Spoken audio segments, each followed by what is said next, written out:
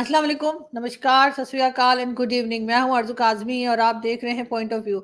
हमें जी जॉइन किया आपके जाने-पहचाने अवैस इकबाल ने। बहुत शुक्रिया अवैस कि आज आप आए हैं और मैं लोग मुझे कहते हैं पूरा इंट्रोडक्शन दिया करें, तो मैं पूरा इंट्रोडक्शन दे रही हूँ कि अवैस जो है वो एक जर्नलिस्ट हैं और अवैस का अपना यूट्यूब चैनल भी है और बहुत ज़बरदस्त किस्म की बातें किया करते हैं। लेकिन अवैस सबसे पहले तो बहुत शुक्रिया कि आज आप आए हैं और आज जो बात हम करेंगे वो है बलूचिस्तान की। यहाँ पर इस्लामाबाद में इस वक़्त बहुत हंगामा है। जिस वक़्त मैं और आप बात कर रहे हैं यहाँ पे कई लोग जो हैं बलूचिस्तान से आए हैं प्रोटेस्ट के लिए। इस्लामाबाद प्रेस क्लब को सील कर दिया गया है, वहाँ किसी को जाने नहीं दे रहे और वो वहाँ जाने की कोशिश करें। चल क्या रहा है यहाँ पे?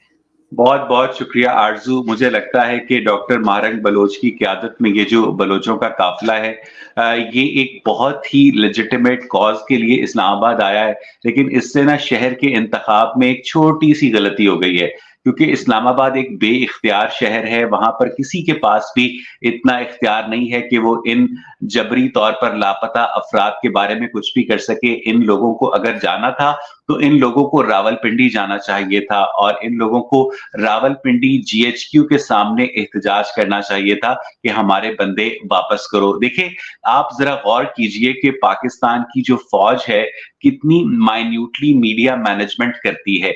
इन्होंने अल्ताफ हुसैन का नाम जो है लोगों के जहनों से महव करने के लिए उसे बानी एमक्यूएम कह दिया। फिर इमरान खान का नाम इन्होंने लोगों के जहनों से महव करने के लिए उसको बानी पीटीआई करार दे दिया।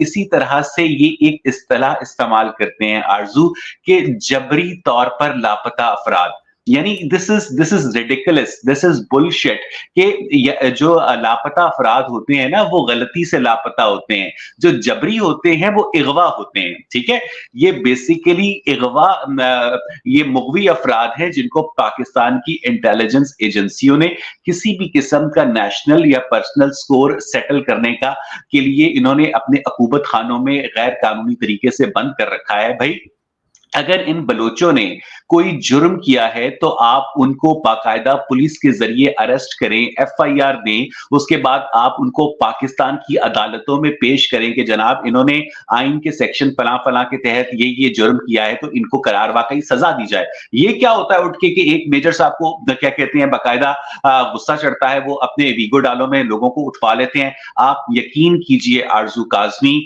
मैं अपनी अजीज तरीन चीज की कसम खाकर कहता हूं कि मेरे पाकिस्तान मिलिट्री में एक दोस्त हैं जो कि एक सर्विंग ऑफिसर हैं। उन्होंने बाकायदा मुझे निजी महफिल में बताया कि यार मेरी सवात में पोस्टिंग थी, मुझे एक बंदे पे तप चढ़ी, मैंने उसको उठवा लिया और मैंने उसको ना मुर्गियों के डरबे के अंदर बंद कर दिया। 3 दिन में उसकी तबीयत सेट कर दी मैंने। यानी आप इनका ईस्ट इंडिया कंपनी वाला स्टाइल चेक करें, आप इनकी रौनक चेक करें, आप इनका तकब्बुर चेक करें कि ये जिसको चाहते हैं उठवा लेते हैं और उसके बाद उसके जो अहले खाना है वो रोते रहते हैं। मुझे आरज़ू समझ नहीं आती कि हुकूमत पाकिस्तान को या रियासत पाकिस्तान को उन मजलूम बलोच माओं की, बहनों की, बेटियों की आहें क्यों नहीं लगती। लेकिन अगर लगती भी है ना तो कम से कम इस तरीके से जरूर लगती है कि पाकिस्तान की दुनिया में जो जग हसाई हो रही है, जो पाकिस्तान की दुनिया में हाल हो रहा है, वो शायद इन्हीं मजलूम बलोचों की आहों और सिस्कियों का नतीजा है। होना फिर भी कुछ नहीं है आरज़ू, क्योंकि इन लोगों को पता होना चाहिए कि पाकिस्तान के जो तमाम तर लापता अफराद हैं उनका पता जो है सिर्फ और सिर्फ जीएचक्यू रावलपिंडी है। लेकिन मुझे ये समझ में नहीं आता कि ह्यूमन राइट्स वाले किधर हैं, उन्हें क्यों दिखाई नहीं देता। यहाँ पे जो बलूचिस्तान में लोगों के साथ हो रहा है, जो यहाँ पर हिंदू कम्युनिटी के साथ हो रहा है, उनकी बच्चियों को जैसे उठा ले जाते हैं। और बलूचिस्तान में जो मिसिंग पर्सनस का इशू है, वैसे तो हर जगह पे वो बड़ा अपना फ्लैग लेके पहुंच जाते हैं ह्यूमन राइट्स वाले, तो पाकिस्तान में ये सब कुछ दिखाई क्यों नहीं देता?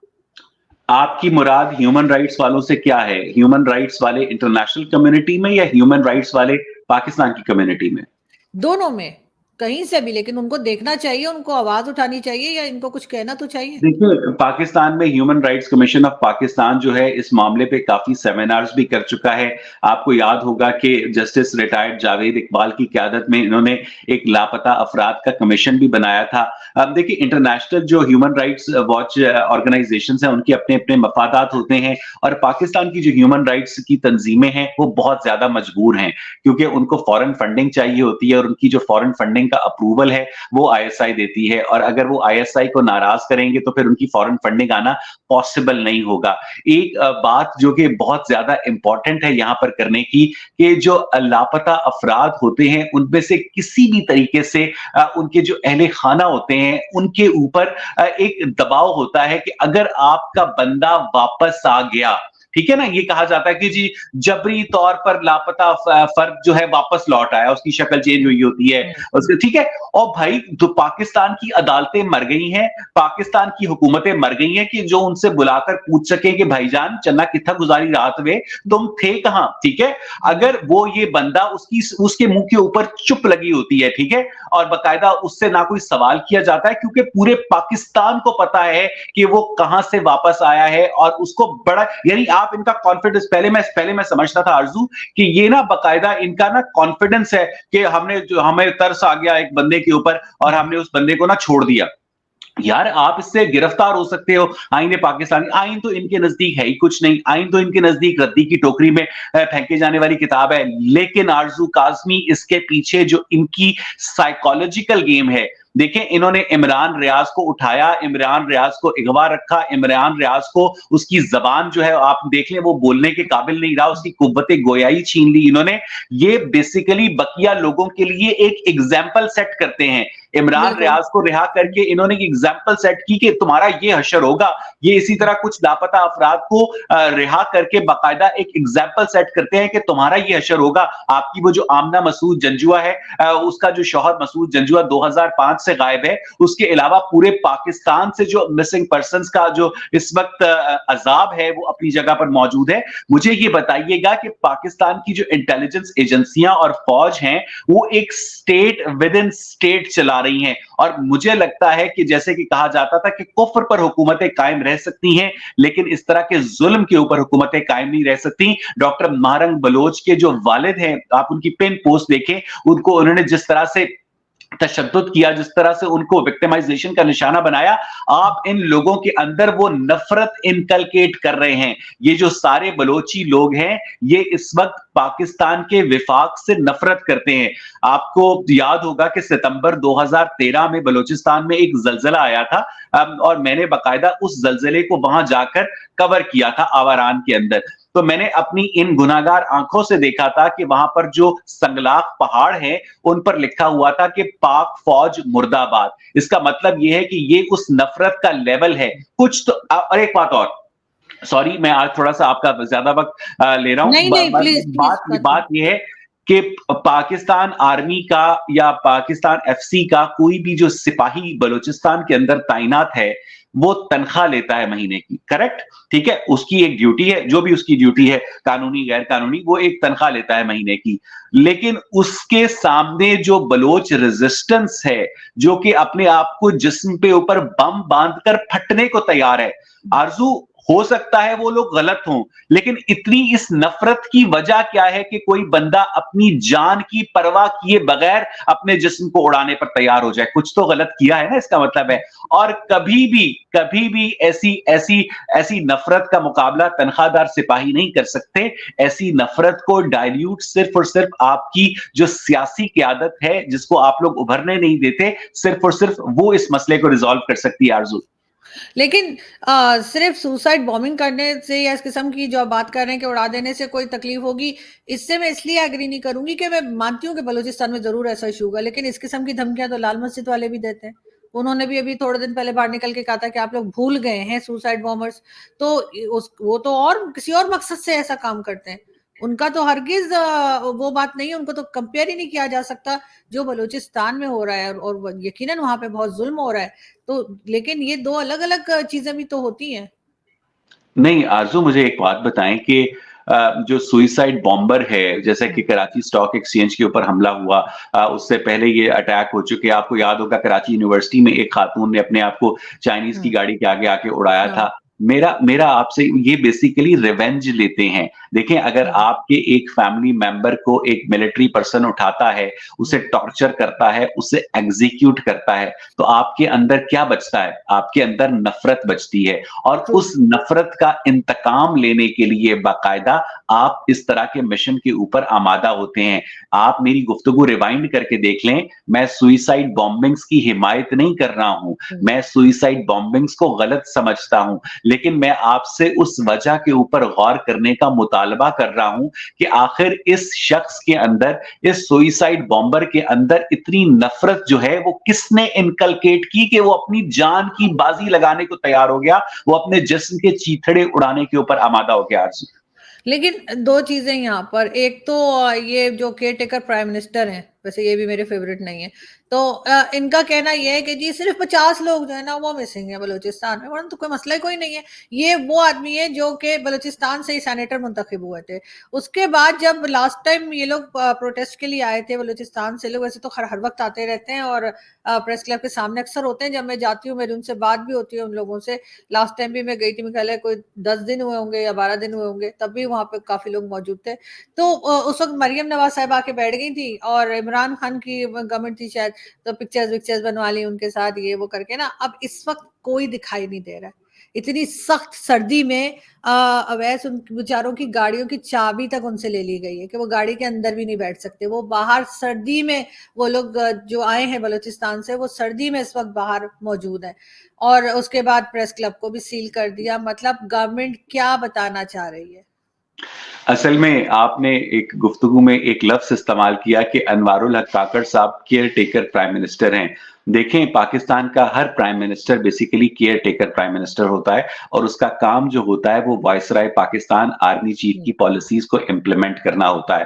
तो अनवारुल हक काकड़ साहब में और एक चाबी वाली गुड़िया में कोई फ़र्क नहीं है। उनको जहाँ से चाबी दी जाती है वो उसी चाबी की फ्रीक्वेंसी के ऊपर रक्स करते हैं, ठीक है? और ये बात इंतहाई बेशर्मी की है कि सिर्फ 50% मिसिंग है। एक बंदा भी अगर मिसिंग है तो आपको अपने ओहदे पर रहने का जवाज नहीं है और ये बार-बार गलत इस तरह इस्तेमाल की जाती है मिसिंग है। कोई बंदा मिसिंग नहीं है। हर बंदे को पाकिस्तान की मिलिट्री इंटेलिजेंस ने और पाकिस्तान की इंटेलिजेंस एजेंसियों ने अपना किसी भी किस्म का स्कोर सेटल करने के लिए उठाया है, जो उनके ख्याल में नेशनल इंटरेस्ट के लिए ज़रूरी है। नेशनल इंटरेस्ट जो है ना वो ये एफए पास जो है ये तय नहीं कर सकते।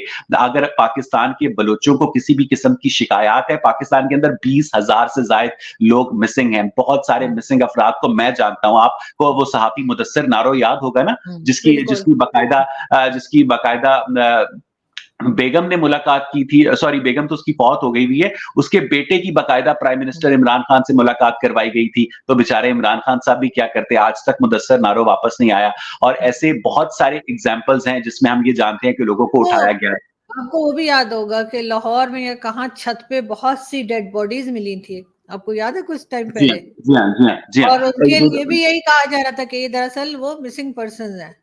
जी हाँ, ये तो ये भी कह सकते हैं कि जनाब वो जो निश्तर हॉस्पिटल की छत के ऊपर आपको डेड बॉडीज़ जिनको हाँ। पाया गया था, वो भी मिसिंग पर्सन्स थे, तो वो वहाँ पर अंडे लेने गए थे और मुझे ये बताएँ कि नहीं, पाकिस्तान के लोग ब कह रहे थे कि इन्होंने वहाँ ले जाके डाल दी हैं लोगों को मार के। ये हो रहा था, वो निस्टर हॉस्पिटल के ऊपर जो डेड बॉडीज़ मिली थी, आज तक नहीं हाँ, पता लगा ये वो ये किसकी थी। ये इस तरह लोगों को ना मिसगाइड करने की कोशिश करते हैं। आज पूरे पाकिस्तान को पता है कि मिसिंग पर्सन से मुराद अगवाशुदा फर्द है और अगवाशुदा जो फर्द है उसको पाकिस्तान की मिलिट्री इंटेलिजेंस ने किसी भी वजह से अगवा किया हो सकता है और ये लोग अगर एफआईए के ज़रिए किसी को उठवाते हैं, किसी प्राइवेट जो एजेंट है उसके ज़रिए उठवाते हैं, लेकिन पाकिस्तान को ये बात तस्लीम करनी होगी कि पाकिस्तान को इन तमाम जो अगवाशुदा अफराद हैं इनको ना सिर्फ रिहा करना होगा बल्कि इन लोगों के अगवा में जो लोग इंस्टीट्यूशनल लेवल पर मुलव्वस हैं, जिनमें आपकी हाईएस्ट मिलिट्री कयादत है,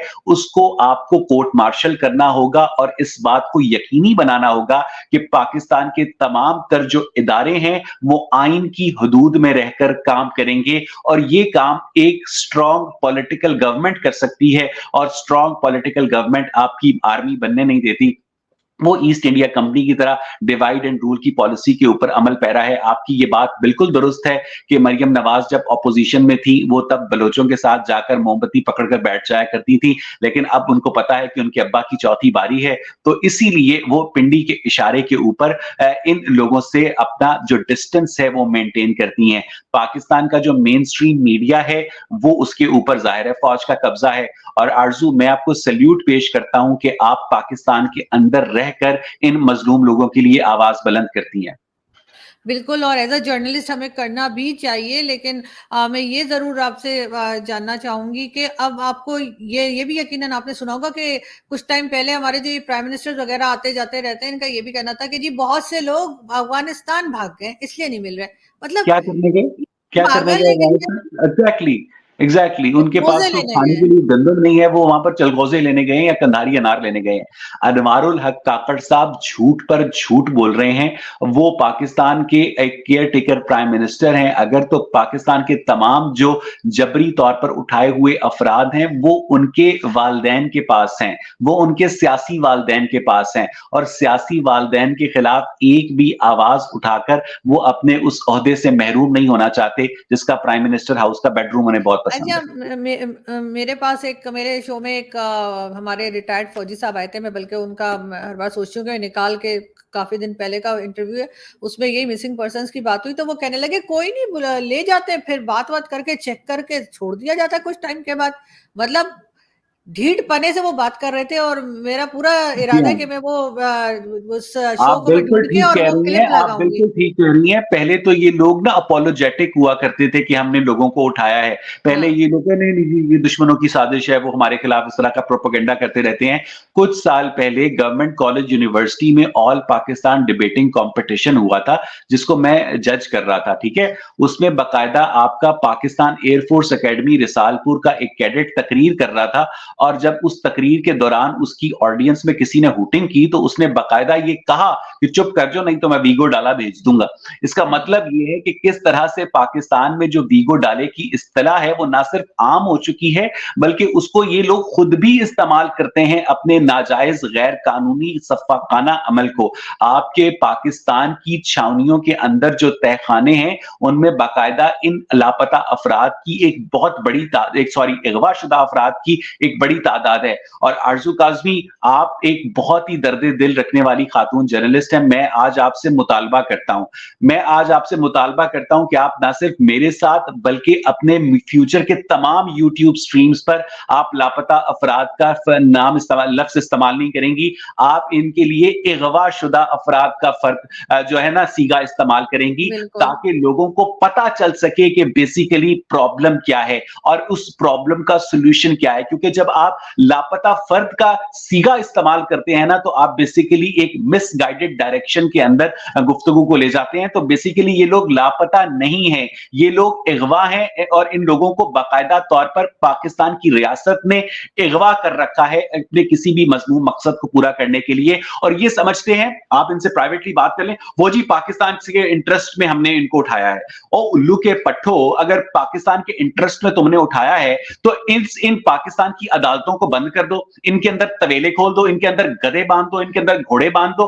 पाकिस्तान की जो अदलिया के जो जजेस हैं, इनको लाखों रुपए की तनख्वाहें और मराहत देने की क्या जरूरत है? हुँ। अगर हर फैसला मेजर साहब ने करना है और कर्नल साहब ने करना है कि कौन पाकिस्तान के मफाद में काम कर रहा है और कौन पाकिस्तान के मफाद में काम नहीं कर रहा है। आरजू, बिल्कुल, और अगर कोई सही बात कर रहा होता है, तो ये तो फ़ौरन कह देते हैं, जी ये तो गद्दार हैं, ये तो पाकिस्तान के जी खिलाफ हाँ, बात कर जी रहे हैं। हाँ, भाई जी हम हाँ। पाकिस्तान को ठीक करने के लिए बात कर रहे हैं कि आप क्या कर रहे हैं? एग्जैक्टली जी। आप मौलवी के खिलाफ कुछ कहें तो फौरन आपको दायरा इस्लाम से खारिज कर दिया हाँ। जाएगा, और आप फौज के खिलाफ कुछ कहें तो आपको फौरन जो गद्दार करार दे दिया जाएगा, कि गोया जन्नत की और पाकिस्तान की हुब्बुल वतनी की जो रसीदें और टिकटें हैं ना, वो इन लोगों के पास है। मरहुमा आसमा जहांगीर जो है, वो बिल्कुल ठीक कहा करती थी कि ये डफर हैं, और साथ वो ये भी कहा करती थी कि तुम मुझे जहन्नुम की रसीद जरूर देना, पहले अपनी जन्नत की टिकट दिखा दो।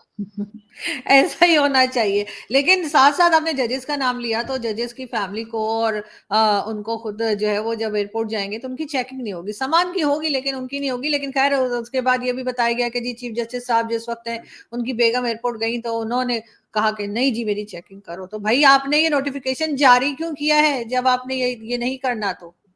ये इंतहाई शर्मनाक नोटिफिकेशन है जो सेक्रेटरी एविएशन की जानिब से जारी किया गया है और इस सेक्रेटरी एविएशन की जानिब से ये जो नोटिफिकेशन है बाकायदा सुप्रीम कोर्ट की डायरेक्शन के ऊपर जारी किया गया है।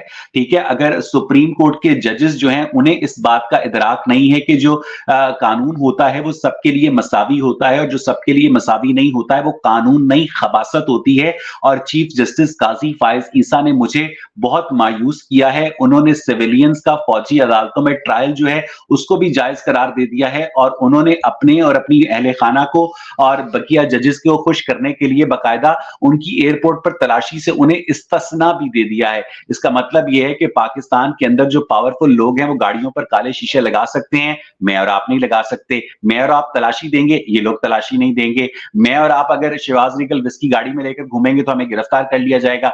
ये लेकर इनके लिए तो बाकायदा एंटी नारकोटिक्स फोर्स वाले बाकायदा खुद लेकर पहुंच जाते हैं। तो जिस मुल्क के अंदर कानून की सिलेक्टिव इंप्लीमेंटेशन होती है वो मुल्क कभी तरक्की नहीं कर सकता और ये इंतहाई शर्मनाक इकदाम है।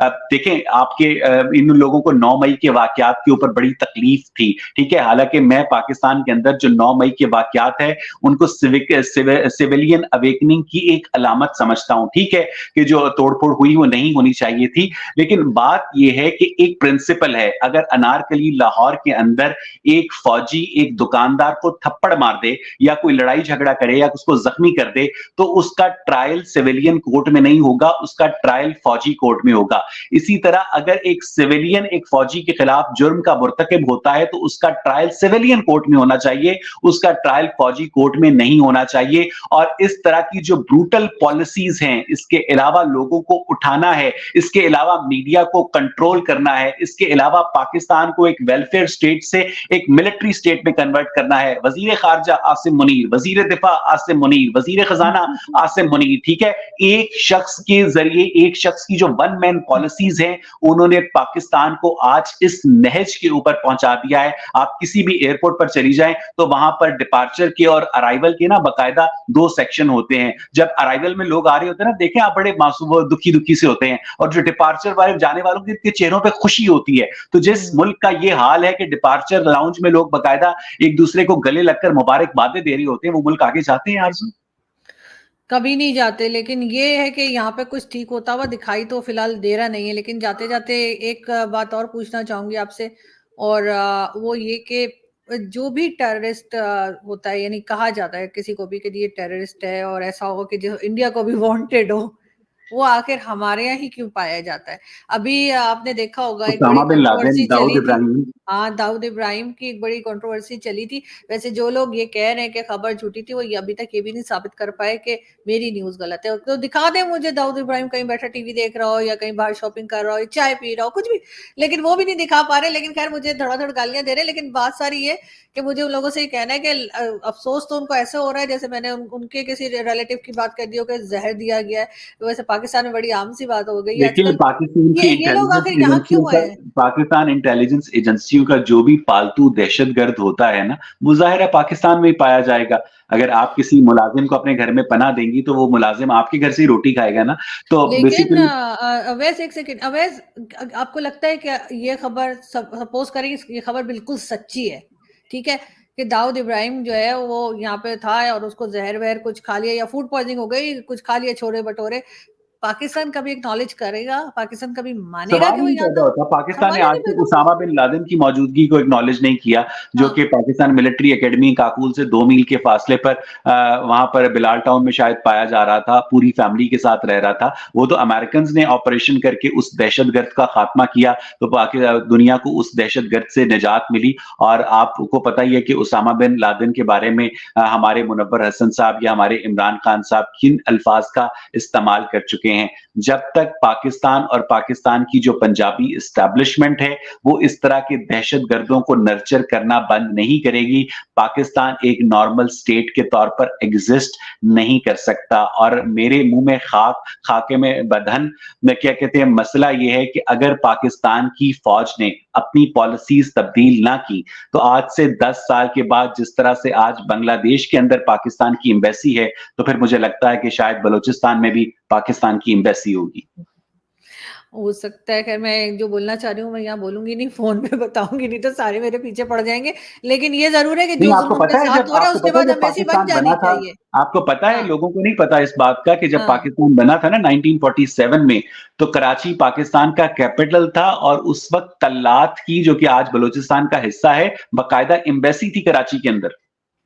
बिल्कुल ऐसा ही है, लेकिन बात वही है कि ये लोग होश के नाखुन नहीं लेंगे और आखिरकार यही होगा कि जो बलूचिस्तान के लोग हैं उनको उनके उनकी जगह जो है उन्हीं उन्हीं को मुबारक हो जाएगी और ये यहाँ पर बैठे रह जाएँगे। इनका ख़्याल है शायद पाकिस्तान दोबारा नहीं टूट सकता, सिर्फ़ एक जी बार हाँ, टूटा है बिल्कुल, बांग्लादेश। बिल्कुल, हाँ, बिल्कुल। हालाँकि इनका ये ख़्याल बिल्कुल गलत है। आज जो 2023 का जो लाहौर है ना, उस पर पाकिस्तान की हुकूमत है। 1923 के लाहौर पर ब्रिटिशर्स की हुकूमत थी। 1823 के लाहौर पर रंजीत सिंह की हुकूमत थी। 1623 के लाहौर पर मुगलों की हुकूमत थी। 1523 के लाहौर पर लोधी ख़ानदान की हुकूमत थी। आप हर 100 डेढ़ 100 साल के बाद अगर एक ख़ित्ते के ऊपर रियासत बदल जाती है ना, तो ये बिल्कुल कहना जो है इसको तारीख के सबक से मुश्किल नहीं है कि अगले कुछ सालों में जो रियासत है फिर से अपना जुग्राफिया तब्दील कर सकती है। रियासतें वही इंटैक्ट रहती हैं जो शहरियों के साथ अपने उस इमरानी मुआहदे की पासदारी करती हैं कि हम टैक्स लेकर आपके हुकूक का दिफा करेंगे। लेकिन पाकिस्तान में लोगों से टैक्स भी लिया जाता है, इनडायरेक्ट टैक्सेशन की बात कर रहा हूं, और उसके बाद उन्हीं के हुकूक को पामाल भी किया जाता है, गसब भी किया जाता है आरज़ू। बिल्कुल ऐसा ही है, लेकिन उसके बाद कोई मानता भी नहीं कि उनसे गलती हुई है। बहरहाल बलूचिस्तान के लोग जो हैं वो इस्लामाबाद में मौजूद हैं और देखते हैं कि सुबह तक क्या सूरत-ए-हाल होती है और मैं भी पूरी कोशिश करूँगी कि मैं उन्हें विज़िट करूँ। ऐसे लास्ट टाइम जब मैं गई थी और वहाँ पे कुछ ग्रुप बैठे थे बलूचिस्तान के, तो वो उस वक़्त हंगर और स्ट्राइक पे थे और वो अगर पानी आप तक नहीं जाएँ पी और रहे थे। आपकी डॉक्टर महारंग बलोच से मुलाकात हो, तो उन्हें गले लगाइएगा और उन्हें कहिएगा कि आपको एक बंदे ने अपनी तरफ से, अवैस ने अमेरिका से सलाम भेजा। बिल्कुल, डेफ़िनेटली मैं पूरी कोशिश करूँगी जाने की, अगर उन्होंने रोड्स बंद ना कर दी, बाकी मेरा पूरा इरादा है कि मैं सुबह जाऊँ। बहुत शुक्रिया, आपको अवैस डर क्या नहीं जा लगता अभी? नहीं, वो मेरा कुछ कुछ मुझे यहाँ से थोड़ा मुझे लग रहा है कोई प्रॉब्लम है, तो मुझे कसम डर से, नहीं लगता। कसम से, कसम से, कसम से। अपना बहुत सारा ख्याल रखिएगा, ठीक है? Be safe. हाँ, ओके, बहुत शुक्रिया। Thank you so okay, much. Take care, take care. Thank you.